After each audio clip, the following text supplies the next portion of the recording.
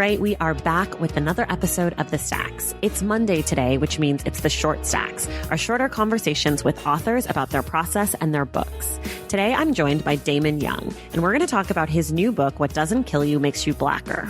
I heard from some of you who've been listening to The Stacks via Android, and you may have noticed that the show is no longer available on some of your favorite streaming sites like Stitcher. But don't worry, you can still get the show at places like Spotify, the Podcast One app, Overcast, and more. So just do a little Googling, see what you find, but I promise we're still out there. You can still hear The Stacks. If you want more of The Stacks, head over to patreon.com/The Stacks. Be a part of our virtual book club, get the inside scoop on the show, and more. To join the Stacks pack, go to patreon.com/The Stacks. We have a segment on The Stacks where you can get book recommendations designed just for you from me and our guests. It's called Ask the Stacks, and it's great fun. All you have to do is email us at askingthestacks@gmail.com with your name, what you're looking for in your next read, and maybe a few things that you like or don't like in a book. Then you tune in. So send us your email at askingthestacks@gmail.com. If you like what you hear, please take a moment to rate and review this show wherever you listen to your podcasts, especially if you're listening to us through Apple Podcasts. All right. Our guest today is Damon Young. Damon is an author, the co-founder of Very Smart Brothers, a senior editor at The Root, and a columnist at GQ. Today, we talk about his new book, What Doesn't Kill You Makes You Blacker, a memoir and essays. Everything we talk about can be found today in the show notes, and have no fear, no spoilers. All right, let's talk to Damon.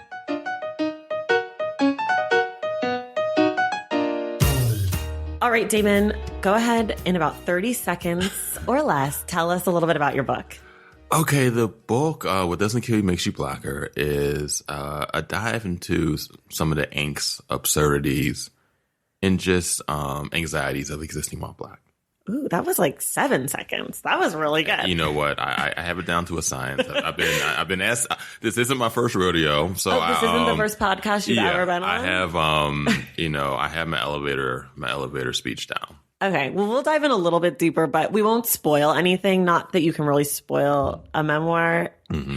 But let me ask you this. So your book is called What Doesn't Kill You Makes You Blacker, and it's a memoir in essays, which is very cool. I really like that. But here's a question. How did you decide to do that instead of just going straight essays or straight memoir? The idea actually came from my agent, Tanya McKinnon, who when we were connected to each other by a mutual Facebook friend, she asked me if I had any ideas for a book, and I did. And my original idea was to have a book that would be very similar in structure and tone and content to Very Smart Brothers, to my blog, where, if you've read VSB, where, I'm known for these really quick, aggressive, punchy, snarky, voicey blogs about pop culture, race, politics, being a dad, being a husband, whatever, food, chicken wings.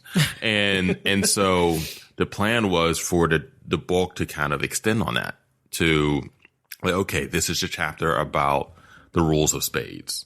This is a chapter about white privilege. Mm-hmm. And instead of writing, I usually write like 600 to 1,000 words of VSB. These would be like 3,000 to 5,000 word, chapters where I dive in and I, maybe I interview people and I do even a little bit of research, and I do no research. And so that was the idea. That was the original idea. And she was like, that's a good idea, but I think I have something better. Ooh. I think you should write a memoir and tell a story with some connectivity, with a narrative, that people can relate to, that people will be able to feel. And you can insert those cultural observations and that humor and those critiques or whatever in the memoir. And I knew it was the right idea, but I'm like really stubborn. So it took me about a week to agree, even though I was like, holy shit, that's a much better idea than the idea I had. But it took me a week to actually admit it. And so, yeah, that's why we decided to do that. And did it free you up at all in your writing? Like, since it's a little bit different than what you do, did you find new stuff? Oh, yeah, definitely. I mean, and this, it's much more vulnerable, much more transparent than the things I tend to write about on the internet. much more personal. And I actually surprised myself with some of the things, some of the places I went, and some of the topics I touched on. And these are, again, the sort of like vulnerabilities and self-consciousnesses that when I'm writing on the internet, I just don't really cover because I don't have the space to, and I don't really have the need to. Right.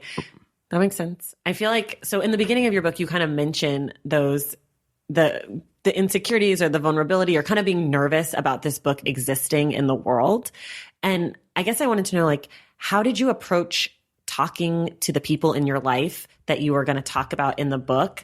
And when the book came out, like, did you give them a copy, or were you just like, hey, you're in the book? Or how do you navigate, like, obviously, you know, your dad or your wife, I'm sure they've read it, but you know, you talk about your basketball friends on Thursdays and like you talk about the PhDs and you talk about these people in your life, and some very complimentary, and then also some kind of like, ooh, I wonder if that was me, how I would feel about that being said. So how did you kind of navigate that? Well, with the people that I talk about and that I'm still connected to, I did let them see it before I published.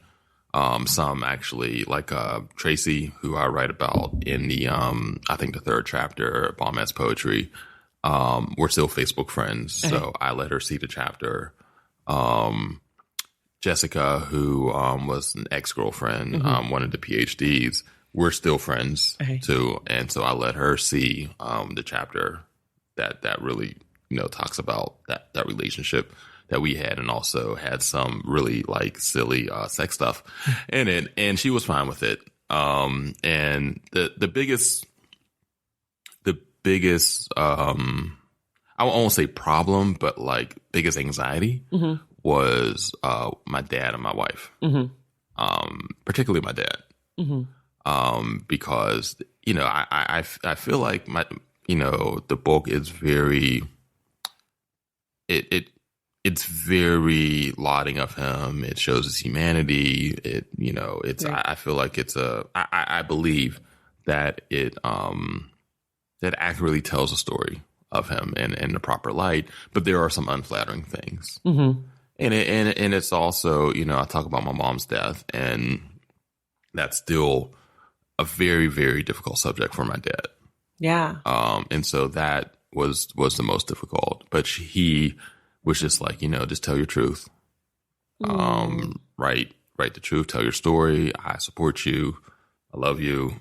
So that was a definitely like a load off my shoulders hearing that from him. Yeah. How about the book actually being in the world? Do you feel like people look at you different, or like, are you feeling kind of weirdly vulnerable? Like this piece of me now exists without anything? So it's funny. Like I feel it like in theory, like because it's out there now. This book with these things in it that are some of the things I didn't admit to, like my wife, my closest friends, my dad, and now there's going to be fucking book clubs, right? Like total strangers. Yeah, total strangers are going to know, you know, these things that I didn't tell anyone.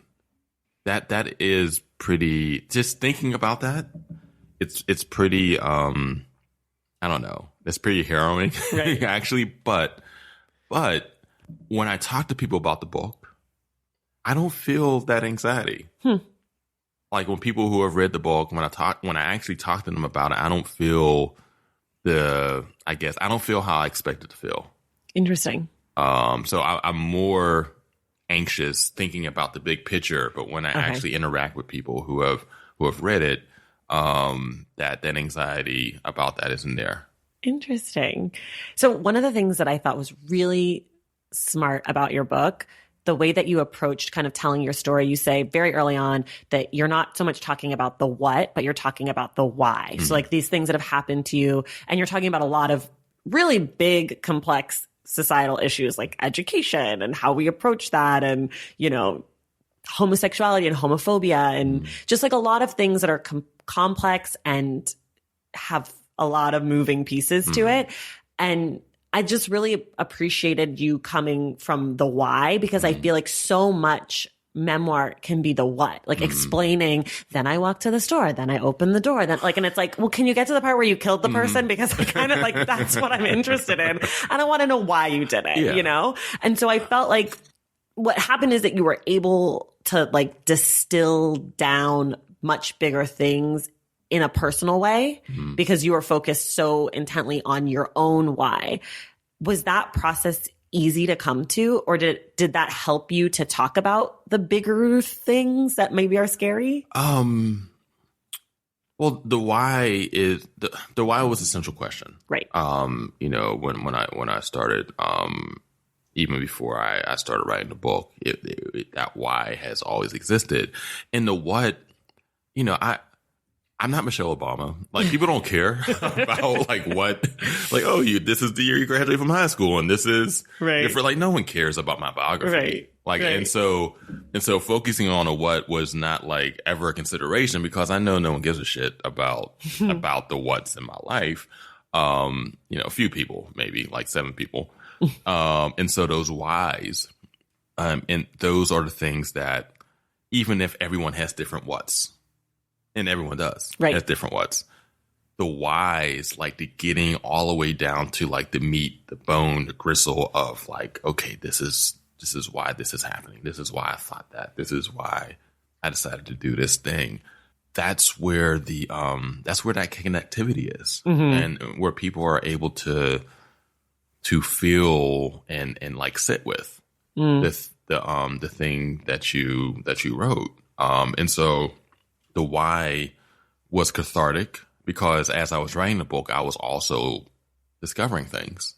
And it also, you know, if you want to extrapolate, just had a greater purpose, because again, that's how people are able to connect. Right. And when people are able to connect, then that's, you know, that makes the book, I don't know, better. Yeah. I think. Yeah, no, totally.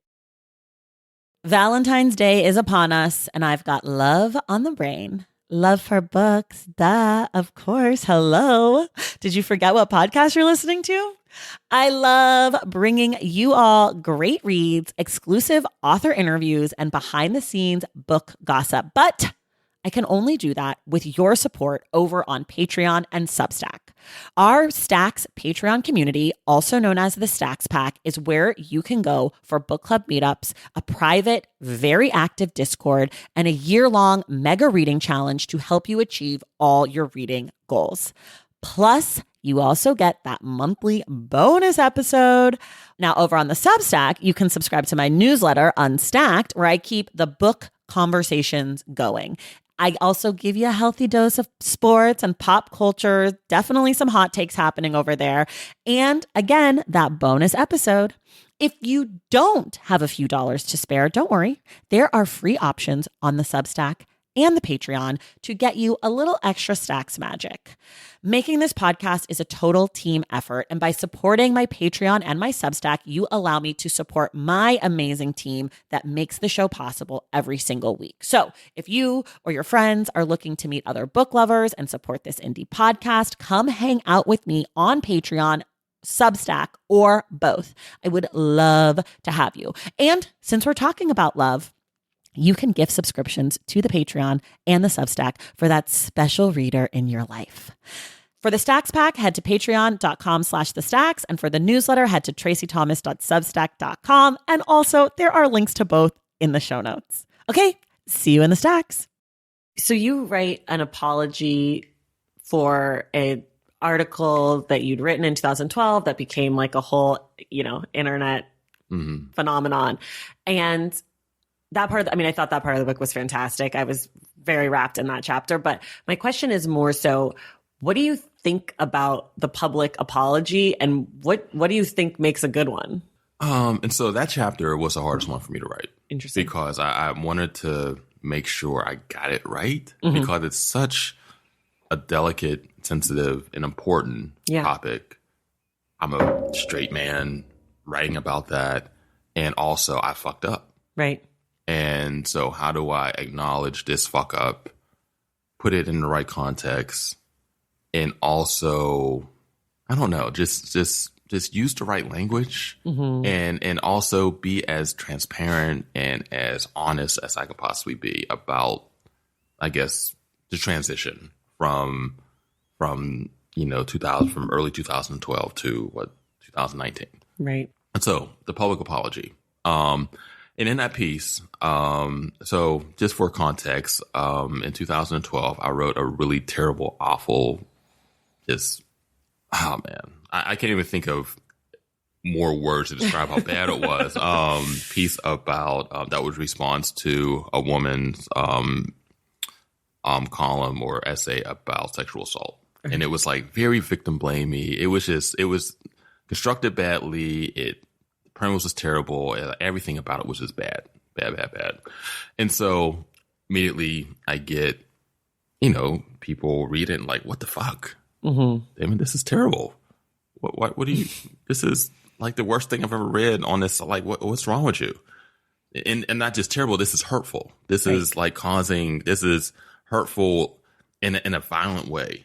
Right. Like in a whip, like people come to the site expecting to read like these really tongue-in-cheek takes on whatever, and you read this thing, and it's just, it was an act of violence. Right. So my initial response to the response was incredulousness. Because I then believed that, my point was valid, but I just didn't express it the right way. Right. Or maybe people didn't, were too sensitive, or perhaps like, my history or, what I've done up to that point should, give me some leeway. Right. And so the chapter, really just digs into like what was in my head then, and the way of thinking, and also talks about just this public apology, which you see very often when a celebrity or someone else who's in the news does something or says something terrible and then apologizes. An apology is always bad. Oh, it's always bad. It's always bad. I'm shocked. Yeah. And the reason, well, at least this is my theory, for the reason why these apologies are always bad is because they're not sorry yet. That makes sense. Because if you did this fucked up thing on a Monday and you're apologizing on a Tuesday, whatever compelled you to do that fucked up thing on Monday, that's still inside of you. Now you just know that you hurt people. Right. And now you know that you're supposed to apologize. Right. But there might still be something in you that believes that you were right. Right. And that you're just apologizing for the people. Yeah. Which is why people say, I'm sorry if I offended you. Sorry if I offended. I'm sorry if I offended is honestly just, that's the worst. Don't apologize. It's like you did offend and you know it. Goodbye. And so what needs to happen, when a person does a thing like that, that just a terrible thing that hurts people, is you need to go away. You need to say I fucked up. You need to listen to people. You need to be completely contrite, and you need to interrogate your intent, your thoughts, your actions, your relationships, to figure out, okay, what was inside of me that caused me to do this. Right. And ultimately, you just want to get to a place where you don't want to cause harm. And that's what happened with me, where it's like, I don't want to be a person. I don't want to have a platform that causes people, particularly Black women, harm. Right. And so whatever I need to do to get there, I'm willing to do it, because I don't want to be this sort of person. I don't want to be thought of as this sort of person. I don't want to have this sort of effect on people. I don't want to hurt people. So you just, again, if you're sincere, you do whatever you need to do to get to that point. Yeah. And yeah, and part of that realization, and getting there was realizing, I guess, the fallacy of the good dude. Sure. Which again, I talk about a bit in that chapter, where to be a good dude, and I'm saying this with quotations, good dude, it means that you keep yourself safe. Right. That you have this inexhaustible alibi where, oh, Damon would never do this terrible, awful thing because he's good. Right. He's a good guy. Right. But being good is just like, it's inert. Like you're just there. You're not doing anything, and what, I don't know, what's better than being good is being worthy. Sure. And being worthy of the friendships, worthy of support, worthy of the love, worthy of the fandom. Mm-hmm. And to be worthy, you have to work at that. Right. It's not something that just happens. So we talked a little bit about the what, we talked about the why, and I do want to talk about the how, like how a book comes together, how you wrote the book. So I guess let's start there. Where did you do your writing and how did you make time for it? Because you have a plethora of other places that you write. So how did you make it happen? All right. So I have a great wife who relationships have ebbs and flows. Right. And, after I signed the book deal, household management duties, which were split, I won't say evenly. Right. But, they were split more evenly. Okay. But she actually took up more of the slack. Got it. And that allowed me to just really focus on getting the book done, getting my work done. And so what my days would look like is that I would do VSB stuff or GQ stuff or whatever internet stuff I was doing from, let's say, 10 a.m. to about 5 p.m. Okay. And then, I go play basketball. I, say hi to my wife and kids, like, hello, I'm here. I just want to let you know I'm still here, and do whatever. And then from 9 or 10 o'clock to about 2 or 3 in the morning, wow, I was doing book stuff. Wow. So you can write all hours of the day. Yeah. And so I was, that was like a 12, 13, 14-hour day. And that was for the whole first draft of the book. That was me. So that was like a 6-month process. Every weekday I was doing that. And for the book stuff, I actually would go to the Ace Hotel in Pittsburgh. Okay. And, and it was great because they never closed. So you could just sit there and you could also order food. So I would sit, I would eat, I would write, all this stuff happening, but it was white noise to me. And yeah, so I know that some people go on leaves or, some sort of retreat or whatever when they write their books. But I didn't do that. You had a self-made writing fellowship at the Ace Hotel. Yeah. That's a perfect segue to my absolute favorite question, which is, do you have any favorite writing snacks or beverages? Oh, writing beverage would either be a Godfather. What's that? That is scotch and amaretto. Okay. Or honey jack and ginger ale. Okay. So you can drink alcohol and write. Yeah. Got it. Yeah. Okay. And drink, and I am a pretty severe introvert. Okay. Even when writing sometimes. Okay. And so I don't drink to get drunk, but sometimes it loosens me up and it releases some inhibitions. And so with the Godfather, I would eat a burger. I would be like the cliche writer eating a steak and drinking a whiskey or while writing, my memoir. Oh my gosh. That's amazing. At the bar. Yes. Yeah, I was such a cliche. That's beautiful. Everyone always tells me coffee, so this is way better. I don't drink coffee. I don't drink coffee either. I'm not a coffee drinker. Do you drink any warm beverage, morning beverage? No. No tea. I'll drink a tea every once in a while, but there's no warm beverage. That's like a part of our regular routine. Okay, got it. So while you're writing and working, what are you consuming as far as other books, other writing, maybe movies, music? Like what sort of stuff is fueling your life at this time, if you remember? I'm reading a lot of internet stuff. Okay. Because that's just a function of not just my job, but just what I enjoy doing. Okay. Reading articles at, Slate and The Atlantic and The New Yorker and, and also The Root and Jezebel, Deadspin. So that, was a big source of inspiration. I honestly, I kick myself for not doing this, but I didn't read any books while I was writing mine. Okay. And I know that that's a thing that some writers do, and it's a bad thing. Because you do it because you don't want someone else's words to somehow worm their way inside of your head, right? And have some sort of impact on the things that you write. But that's it's impossible to prevent that from happening because Right. you're consuming culture anyway. It's not like you're just going to be the Unabomber and Right. just I in hope some in some cabin Right. in the middle of the woods. I mean, you're still consuming things, you're still talking to people. So yeah, there are things that happen that you witness, that you consume, that are going to have an effect on your work. And so the idea, well, I don't write any books, I don't write my own. It's a bad idea. Like it's a thing I definitely did, but it's definitely not a thing to do. Well, like on your when I write the next book, I'm going to continue to read other books while I'm writing my book. And what sort of stuff, what books do you read or do you like? Or like, what are some books that you've read, not during that time, but like recently that you've been like, yo, that was dope. Or like, I highly recommend. Or maybe like if someone liked your book, what are other things maybe in that vein that you would say they might like? Okay. So those are two separate They're questions. two different questions, but I put them together.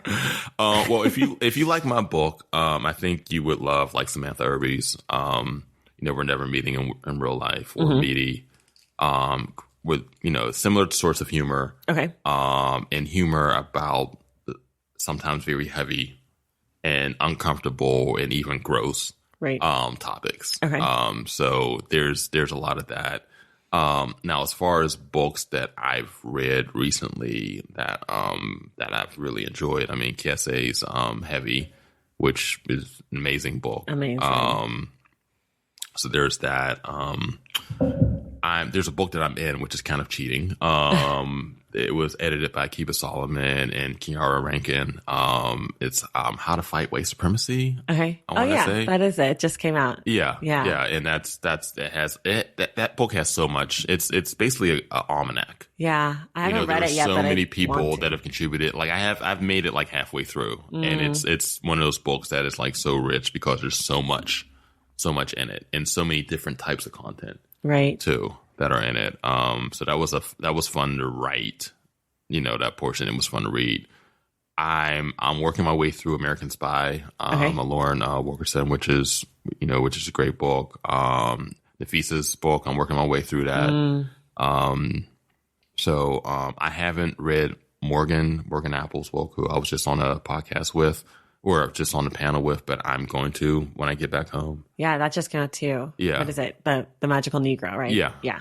And so yeah, it's funny because again, I went through the whole process of writing without reading. So I have all these books Right. at home that, were sent to me by like publishers and that I bought Right. myself. And so I'm like looking forward to getting back home and like actually not being a dickhead anymore and Right. reading. And not being so focused on like what you're writing. and Yeah. that. So I guess this is kind of a weird question, but I am interested in, it's not weird. It's actually, I think it's a great I question. like weird questions. I think it's great. So you're a Black American man. You wrote a book called What Doesn't Kill You Makes You Blacker. And then you shop the book around and it ends up, at Echo, which is a major publisher, like it's part of HarperCollins. And I know that your editor is a white person. So like, how do you navigate that relationship? Like telling your story through the lens of someone who you're working with, who has a totally different thing, and knowing that it's being marketed by like this huge, company that's pretty white. I mean, publishing is, and that's not a knock on Harper necessarily at all. It's just more like, how do you navigate telling this story through those lenses? Yeah, that's a tough one. I mean, on the panel I was on yesterday at the LA Times Festival, we spoke on that about each of us on the panel is Morgan Parker, Safisa, it's myself, and Rebecca Carroll, who is also writing a memoir. Black people, Black Americans, trying to write this work that centers Black people, that is very intentionally Black and transparent and honest and vulnerable and very intentional about the language and the characters and whatever, but doing it while in a predominantly white industry. And I have a white editor, and she was great. She is great. I have a white publishing company. And so are you really subverting the white gaze? Right. If the gatekeepers are still white? And I think the answer to that question is that your work needs to have integrity. And also, I think that as a professional, you know when your work is being compromised. Right. You know when an editor maybe just doesn't have the right sensibility and you just don't care because you want to get the book out there. Right. And so you have to be able to look yourself in the mirror. Right. And say that, you know what, I know that my book exists in this predominantly white world, but this book is still as true to me as it can possibly be. Right. And that could be a difficult thing to do because, you know, how do you know? How do you know that the white gaze hasn't had some sort of influence subconsciously on what you decided to write about and maybe the way you constructed your chapters and maybe language you used or language you didn't use. And are those conversations that you have, like your editor comes to you and they say, you know, Damon, I think that this doesn't work. And then you say, oh, maybe you're missing this reference because it definitely works kind of thing. Like, are those conversations that are had? Well, you know, with my editor, the conversations weren't necessarily about references. Uh-huh. They were more about construction. Okay. And actually my editor, both my editor and my agent was really good with this too, because I bounced stuff off of her all the time, wanted me to go deeper and farther. So I have an editor who pushed me. Mm-hmm. It's like, okay, you made this reference, but what about you? Okay. You know, what about why, again, dig into those whys. Mm-hmm. And the references are the things that give the book some color, I believe, and give it, I don't know, that distinguish it and give it like a certain level of authenticity. Right. But the most important stuff is that digging into the meat of your why, the gristle of the why. And my editor did that. So even if she didn't immediately know all the references that I would make or all the language or the jokes or whatever, she trusted me and I trusted her. That's great. That's great. Okay, so I basically have I think, two more questions. One of which is, your book has the best blurbs, the most exciting people to me blurbed your book. And I basically want to know how you got them, if you got them or if some of it comes from your publisher. And also, can you just briefly talk about the Anti-Racist Book Festival, because Ibram Kendi's my idol. So those are two unrelated but related questions, because he blurbed you and I basically, like, I flipped your book over when it came and I was like, oh my God, I'm dead. I love all these people. So I did a podcast with KSA Layman, mm-hmm. and it hasn't aired yet. It's going to air. It was for WNYC's Deaf, Sex and Money. And it was about 30, 40 minutes long. We just had a conversation. Mm-hmm. And one of the things that I revealed to him was that when I approached him, and this was before the book, he blurred my proposal too. Okay. And when I approached him, I felt like I was almost asking someone to the prom. Oh. Like, I was so nervous. Mm-hmm. I wasn't, and we had never, at that point, and this is going back to 2016, we had never interacted. Okay. So I didn't even know if he knew who I was. Okay. So I come and I'm like, yeah, my name is Damon Young, and if you don't have a date to the prom, I would hope you would come with me. And I told him that story, and he was like, "Dog, man, I've been a fan of yours, man. And so I had this trepidation about reaching out to KSA, reaching out to Dr. Kendi, reaching out to Brittany, Rebecca Traister. I mean, even though, yes, I'm sure these people are familiar with my work, but still reaching out to people and asking them to write these, that's hard. Like, yeah. that to me is still the hardest part of the book process, is having to reach out to people and ask them to do you favors. Right. And if they enjoy the book, then of course, yeah, I'll do it. But doing that and just hitting people up on Instagram and Twitter and all of that, oh my God, I had more anxiety about doing that than writing about masturbation. I love it. Well, you got amazing blurbs, so you paid off. So then my last question for you is, who's the coolest person so far that you've heard from who's expressed interest in your book, or who liked your book and was like, yo, I read your shit and that was so great? Like, have you had any? Coolest person? My dad. Okay. All right. Yeah, my dad, who really enjoyed it. As far as like people that are like known, let me think. I've had the blurbs. Okay. And there were other blurbs that other people who gave the book laws that just, either didn't turn the blurbs in time or just didn't make the cover. Like Samantha Irby's another one. I have had really good reviews, and that, that was a anxiety of mine because not only is this book this like super vulnerable and transparent thing, but it's also like, okay, I'm writing a book now. It's a thing to be judged, and people are going to read this and judge it and critique it and like critique me. Mm-hmm. And so the fact that like NPR, Washington Post, all the like the book list, Publishers Weekly, all of that, gave it like really, really great reviews. That that's not supposed to mean. I mean, you say that that's not supposed to matter. Right. You're supposed to say that, like, you're supposed to just write your book and not give a fuck about how, like, the whatever feels about it. But I did care. Good. I do care. That was an anxiety, and that's been, pretty, I guess, alleviated at this point. That's amazing. I lied and said that I had one last one, but I actually have one last one. Okay. Did you have any other titles for the book? Oh, yes, definitely. And can you tell us any of them? The original title was actually Nigga Neurosis. Okay. Which, as I explain in the book, is a term to encapsulate the state of being where you're questioning whether a thing happened to you, good or bad. Right. Because you were black. Did I get the scholarship because I'm black? Did I not get the scholarship because I'm black?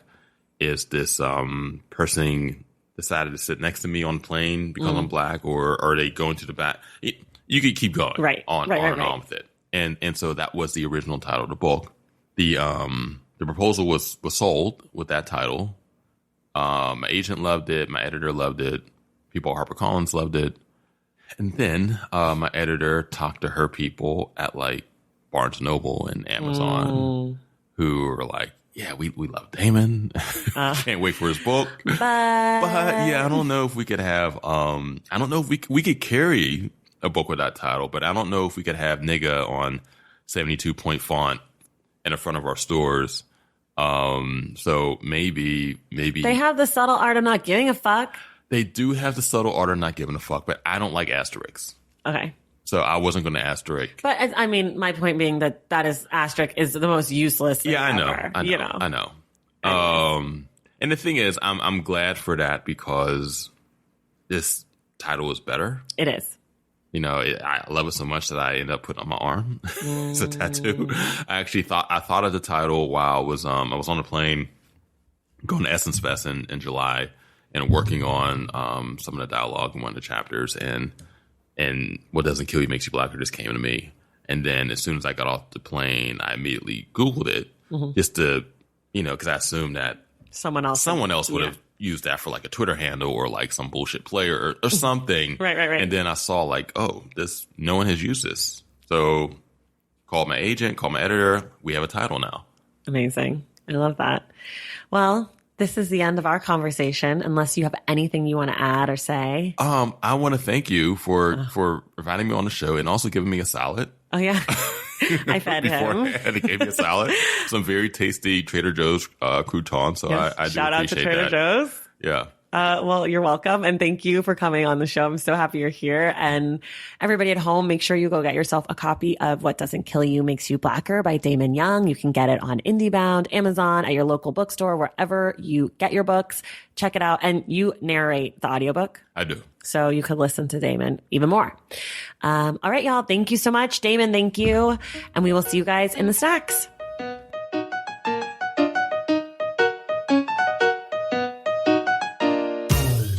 right, that does it for us today on the Short Stacks. Thank you guys so much for listening, and thank you to Damon Young for coming on the show today.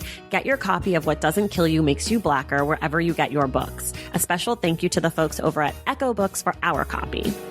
Remember, we're back on Wednesday for the Stacks Book Club with Kelty Knight to discuss Tiny Beautiful Things by Cheryl Strayed.